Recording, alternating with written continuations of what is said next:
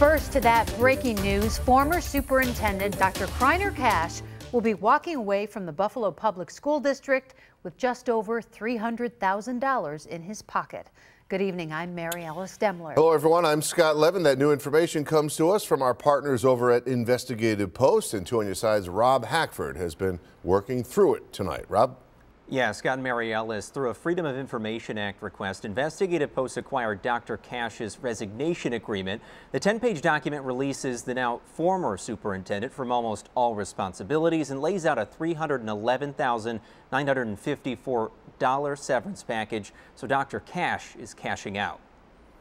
It's a pretty rich a severance package. Jim Heaney from our partner Investigative Post says according to the resignation agreement for former Buffalo Public School Superintendent Dr. Kriner Cash, after just over 7 years on the job, he'll walk away with just over 1 year's salary in cash.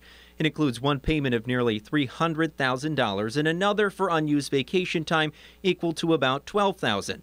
On top of that, 3 years of district-provided health insurance. So who's paying? Well, state taxpayers provide the district with over 80% of its funding.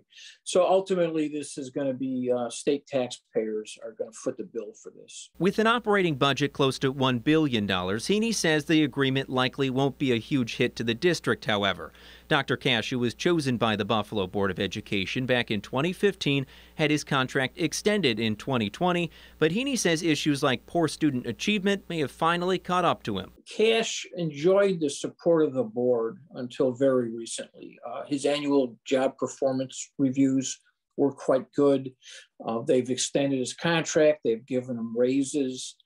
But I think the problems that maybe the board overlooked caught up with Cash in the last year. And while it's unclear whether Dr. Cash resigned on his own accord or was asked to leave, the agreement also includes a $5,000 consulting gig, which allows the district to call on their former superintendent to help out at least until the end of August, as the district continues trying to find a replacement. I think the question there is how wide of a net will the district cast in looking for a new superintendent, and who's going to want to come?